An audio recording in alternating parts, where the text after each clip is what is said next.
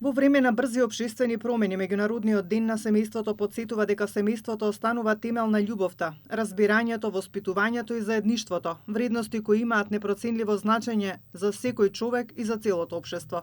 Од Институтот за семејни студии апелираат дека во овој динамичен начин на живот најважно е да најдеме и посветиме квалитетно време на своето семејство.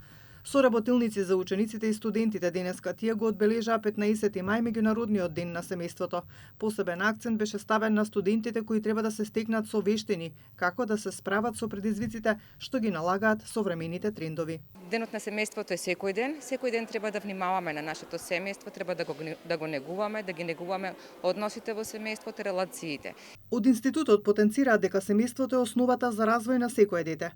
Од семејството почнува првата комуникација. Во семејството се стекнува чувството на припадност и се добива основата за функционирање во општеството и светот. Во последните неколку години, би рекла декади, семејството во Македонија е динамично, се променува како резултат на промените кои што настануваат во европското семејство и ширум светот. Промените донекаде можеме да кажеме дека се позитивни, односно семејството се осовременува.